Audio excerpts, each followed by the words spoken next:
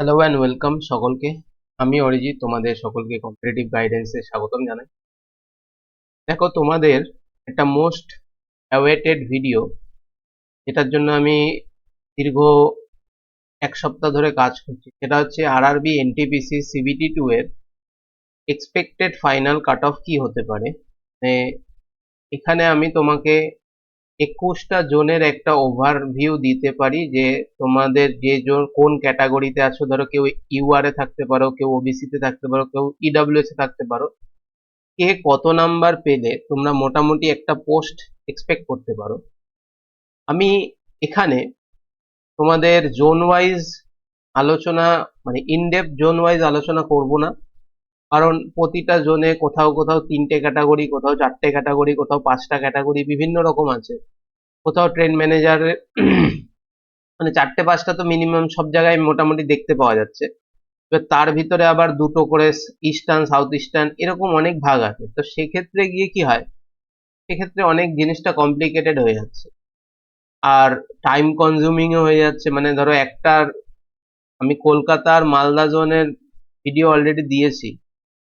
এরপরে ধরো বাকি যে 19টা জোন আছে সেগুলো যদি আমি এইভাবেই বানাতে যাই, সেক্ষেত্রে অনেকটা সময় লাগবে। আমি চাইছি না সেই সময়টা লাগুক। আমি তোমাদের একটা ওভারভিউ দিতে চলেছি যে অ্যাটলিস্ট তোমাদের মার্কস যদি এই রেঞ্জে থাকে, তাহলে তুমি এক্সপেক্ট করতে পারো যে তুমি একটা পোস্ট পাবে। ঠিক আছে, আমি তোমাদের এটা ফাইনাল এক্সপেক্টেড কাট অফ বলতে চলেছি যে এখানে আমি ডিভি মেডিকেল, মানে ডিভি আর মেডিকেলে কল পাওয়ার জন্য বলছি, নাকি এখানে 8 গুণ ওই যে টাইপিং বা সিবিএটির জন্য থাকবে সেটার কথা বলছি। দেখো, আমরা জানি যে অলরেডি যে সিবিটিএসটি যেটা হবে, ঠিক আছে, সিবিটিএসটি তে তোমার 8 গুণ ডাকবে। এবার তুমি যদি 2024-এর প্যাটার্নটা দেখো, 2024-এর প্যাটার্নে মোর দ্যান 70% টাইপিং কোয়ালিফাই করেছে বেশিরভাগ। তো এরকম সিমিলার প্যাটার্ন তুমি 2025-এও দেখতে পারবে। এখানে টাইপিং এর পাশের হার বেশি দেখতে পাওয়া যাবে, কারণ দেখো এখন লোকের কাছে অ্যাক্সেস অনেক বেশি। এবার লোকে জেনেছে কি করে টাইপিং করতে হয়, কি করে ঠিক করে করতে হবে, প্র্যাকটিস করতে হবে। আর এই বছর তাছাড়াও টাইপিং এর ভ্যাকেন্সি কম। মানে বলতে পারো যে জুনিয়র অ্যাকাউন্টেন্ট বা সিনিয়র ক্লার্ক, যে দুটো টাইপিং এর পোস্ট রয়েছে, সেই দুটোর ভ্যাকেন্সি এবছর তুলনামূলক অনেক কম। এই বছর তুলনামূলক জিটিএম এর ভ্যাকেন্সি অনেক বেশি, ট্রেন ম্যানেজারের ভ্যাকেন্সি অনেক বেশি। তো সুতরাং সেই দিকে শিফট হবে। আর তোমরা বলতে পারো যে সিবিটিএসটির যে কাট অফ, সেটা তুমি হাই, প্রচুর হাই দেখতে পারবে, যে ফাইনাল কাট অফে প্রচুর হাই দেখতে পাওয়া যাবে। কারণ এক তো ভ্যাকেন্সি কম, আর অন্যদিকে টাইপিং কোয়ালিফাইড সংখ্যাও বাড়বে।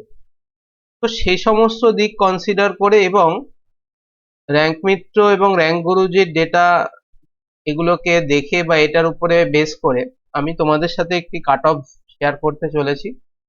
আমি আগেই বলে দিচ্ছি, দেখো তোমরা এই কাট অফের সাথে এগ্রি করতেও পারো আর নাও করতে পারো, কিন্তু আমি আমার নলেজের বেসিসে বা আমার যতটুকু আইডিয়া আছে এই পরীক্ষা সম্পর্কে, তার বেসিসে আমি বানিয়েছি। ঠিক আছে, তোমাদের মতামত তোমরা অবশ্যই জানাবে। চলো শুরু করা যাক। দেখো, এই হচ্ছে তোমাদের কাছে 19টা জোন আছে। 19টা জোনে কোথায় কোন ক্যাটাগরিতে যেতে পারে এখানে আমি দেখছি। সবার আগে দেখো, আমি হাই টু লো সাজিয়েছি, মানে কোথায় সব থেকে হাই যাবে আর কোথায় সব থেকে লো যাবে সেই অর্ডারে সাজানো আছে। সব থেকে বেশি যেটা কম্পিটিশন এই বছর দেখা গেছে সেটা হচ্ছে প্রয়াগরাজে। ঠিক আছে, তোমরা এখানে এরর মার্জিন 1 ধরে নিতে পারো, যে এখানে 1 to 2 মার্কস ভ্যারি করতে পারে কাট অফের থেকে, 1 মার্কস ভ্যারি করতে পারে। ঠিক আছে, প্রয়াগরাজে ইউআর এর কাট অফ 99 থেকে 101, 101-এর মধ্যে দেখা যেতে পারে। ঠিক আছে, সেকেন্ড হচ্ছে আজমের। আজমেরের জন্য ইউআর এর কাট অফ 98 থেকে 100, ওবিসি দের 96 থেকে 99, 98। EWS similar. চণ্ডীগড়ে দেখো 98 থেকে 100, ওবিসি দের 95 থেকে 97। গোরখপুর 97 থেকে 99, ওবিসি দের 94 থেকে 96। ইডব্লিউএস এরম ভাবে চলছে। কলকাতায় দেখো 97 থেকে 99, যেটা আমি অলরেডি বলে দিয়েছি। ভোপালে 96 থেকে 98। সেকেন্দ্রাবাদে 96 থেকে 98, চেন্নাইতে 95 থেকে 97, রাঁচিতে 95 থেকে 96, মুম্বাই 96 থেকে 94, সরি 94 থেকে 96, ঠিক আছে। আচ্ছা, ত্রিভেন্দ্রাম 94 থেকে 96, বিলাসপুর 92 থেকে 94, ভুবনেশ্বর 92 থেকে 94, মালদা 92 থেকে 94, এই রেঞ্জে দেখতে পারো তুমি কাট অফ, জিটিএম এর কথা বলছি। জম্মু শ্রীনগর 92 থেকে 94, শিলিগুড়ি 92 থেকে 94, বেঙ্গালুরু 92 থেকে 94, আহমেদাবাদ 91 থেকে 93, আর গৌহাটি হচ্ছে 90 থেকে 92, তোমরা দেখতে পারো। দেখো আমি শুধু ইউআরএল গুলো বললাম, বাকিগুলো তোমরা তোমাদের অ্যাকর্ডিংলি দেখে নিও, ঠিক আছে। ওকে, তো দেখো এমন নয় যে এখানে যেটা লিখেছি এরকমই কাট অফ যাবে। দেখো এখানে ওভারভিউ লেখা যে এই নাম্বারের রেঞ্জে থাকলে you may get a post, এটা তোমার চান্স আছে। তবে কিছু কিছু জায়গায়, যেমন ধরো আমি কলকাতার কথাই যদি বলি, কলকাতায় ইস্টার্ন, সাউথ ইস্টার্ন, এবার এখানে যখন ভ্যাকেন্সি অনেক বেশি ভ্যারি করবে ইস্টার্ন আর সাউথ ইস্টার্নে, তখন কিন্তু স্বাভাবিকভাবে কাট অফ মার্কস অনেক বৃদ্ধিপ্রাপ্ত হতে দেখা যেতে পারে, ঠিক আছে। যেমন মালদা জোনের কথা যদি বলি, মালদা জোনের ট্রেন ম্যানেজারের কাট অফ তো এই রেঞ্জে থাকবে, 92, 94, 96 এই রেঞ্জে থাকবে, কিন্তু যেটা তোমাদের টাইপিং পোস্ট রয়েছে, যেমন সিনিয়র ক্লার্ক, এখানে ভ্যাকেন্সি কিন্তু সিনিয়র ক্লার্কের 10-12টা, তো সেক্ষেত্রে কিন্তু তুমি কাট অফ এক্সপেক্ট করো না যে 90 যাবে, সেক্ষেত্রে কিন্তু কাট অফ হাই হতে পারে, ঠিক আছে। দেখো এটা হচ্ছে এক্সপেক্টেড একটা কাট অফ, আর এটা এই বছর কাট অফ এত হাই যাওয়ার পিছনে কারণ হচ্ছে, এক তো দেখো আগের বারের থেকে এই বছর প্রায় 3000 ভ্যাকেন্সি কম, আর তাছাড়াও 2024-এর প্রচুর ক্যান্ডিডেট এখানে বসে রয়েছে। এই ফ্যাক্টরটা যতক্ষণ না ক্লিয়ার হচ্ছে, তোমাদের কাট অফ মানে সেকেন্ড ডিভি কিন্তু, দেখো এই বছর যদি তুমি এনটিপিসি 2024-এর কথা বলো, এনটিপিসি 2024-এর সমসাময়িক সময়, হ্যাঁ, সিজিএল এর ভেরিফিকেশন চলেছে। এবার সেজন্য অনেক স্টুডেন্ট যারা সিজিএল এর এনটিপিসি বোথে কমন ছিল, তারা সিজিএল এ বেরিয়ে গেছে। তো সেক্ষেত্রে 25 থেকে 30%, এই 30% মতো স্টুডেন্ট কিন্তু অ্যাবসেন্ট আছে ডকুমেন্ট ভেরিফিকেশনে। তো সুতরাং সেকেন্ড ডিভিতে তুমি বুঝতে পারছো যে এখান থেকে অনেক স্টুডেন্ট যাবে, তো সেই জন্য বলছি যে তোমাদের অনেক কাট অফ কিন্তু পরবর্তীতে নেমে যেতে পারে। কেন? যদি এনটিপিসির এই যে এদের যদি জয়েনিং দিয়ে দেয় তাহলে, কারণ দেখো সেম পোস্ট ছেড়ে কে যাবে? সিসিটিএস যে পেয়েছে সে কি যাবে তোমার অন্য কোনো পোস্টে যাবে? যেতে চাইবে না। এই জিনিসগুলোকে মাথায় রাখতে হবে। আমি আশা করব যেন এগুলোর এনটিপিসি 24-এর রেজাল্ট এবং সেকেন্ড ডকুমেন্ট ভেরিফিকেশন খুব তাড়াতাড়ি হয়ে যায়, কারণ প্রথমটাই শেষ হলো না, সেকেন্ড কবে দিয়ে হবে? যাই হোক, এগুলো যদি ঠিকঠাক অ্যাকর্ডিংলি চলতে থাকে, তারপরে যদি তোমাদের রেজাল্ট দেয়, তোমরা অনেকটাই রিলিফ পাবে, অনেকটাই নতুন ফ্রেশাররা চান্স পাবে। কিন্তু যদি ওটা চলার মধ্যে এটা দিয়ে দেয় রেজাল্ট, তাহলে কিন্তু অনেক ফ্রেশার চান্স পাবে না, ঠিক আছে। এই জিনিসটা ভালো করে মাথায় রেখো।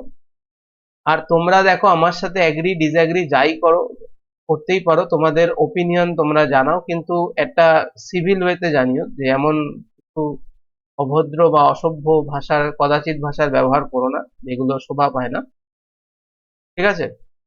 অনেকেই, কেন বলছি, অনেকেই ভাবে যে হয়তো 40 পেয়ে চাকরি পাবো বা 90 পেয়েছি। দেখো ম্যাক্সিমাম স্টুডেন্টরা কি হয় জানো তো, ধরো কেউ 90-91 পেয়েছে একদম বর্ডার লাইনে, বা বর্ডার লাইন কি বলতে পারো, যে হওয়ার চান্স খুব কম, সে দেখতে থাকে যতক্ষণ না আমি আমার আমার অ্যাকর্ডিংলি কাট অফ হচ্ছে, আমি ততক্ষণ ভিডিও দেখতে থাকি।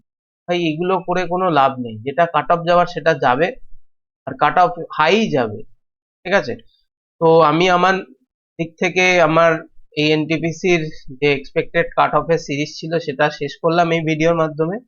এবার দেখা যাক তোমাদের ফাইনাল রেজাল্টের সাথে কতটা কি ডিফারেন্স থাকবে। অবশ্যই ডিফারেন্স তো অবশ্যই থাকবে, কোনো কোনো জায়গায় এক্সট্রিমলি ডিফারেন্স দেখতে পাওয়া যাবে, আর কোনো কোনো জায়গায় একদম দেখবে সেম আছে, এই জিনিসটা অবশ্যই হবে, ঠিক আছে। আর তোমাদের বলে দিই, তোমাদের সিবিটিএসটির যে এক্সাম, এটা কিন্তু ওই যে রেলওয়ের থেকে যে একটা নোটিফিকেশন বেরিয়েছিল তার অ্যাকর্ডিং সেপ্টেম্বরে হতে পারে, ঠিক আছে? মানে একটা রেলওয়ে মিনিস্ট্রির থেকে একটা নোটিফিকেশন বেরিয়েছিল যে কবে কি পরীক্ষা হবে না হবে, কোন কি ভ্যাকেন্সি কি চলছে। তো এই সেপ্টেম্বরে কিন্তু তোমাদের সিবিটিএসটি হবার হাই চান্স। তো যারা নিজেদের নাম্বার এর মধ্যে দেখতে পাচ্ছ, ঠিক আছে, তোমাদের আমি বলবো যে ভাই সিবিটিএসটির জন্য লেগে পড়ো, না হলে কিন্তু অনেক সময় যেটা এই বছর 70% ছিল রিটাইপিং এর জন্য, সেটা কিন্তু কমে গিয়ে 50% হয়ে যেতে পারে, ঠিক আছে? প্রতি বছর কিন্তু রিটাইপিং দেবে না। আগেরটার রিটাইপিং একটা এরর হয়েছিল যার কারণে দিয়েছে, কিন্তু এই এরর কিন্তু এবার আর হবে না। সুতরাং যদি ভাবো যে আবার তো রিটাইপিং দেবোই তখন আবার করবো, দেখো ওরকম হয় না। তোমরা এখন থেকে টাইপিং এর জন্য খুব ভালো করে প্রস্তুতি নাও, অ্যাটলিস্ট একটা পোস্ট সিকিওর করো, ঠিক আছে? তো আজকের মতন এখানেই ভিডিও শেষ করছি। যদি তোমাদের ভালো লেগে থাকে তাহলে অবশ্যই তোমরা লাইক করো, শেয়ার করো এবং বন্ধুদের সাথে শেয়ার করো, এবং নতুন যদি হও চ্যানেলে অবশ্যই সাবস্ক্রাইব করো। Thank you.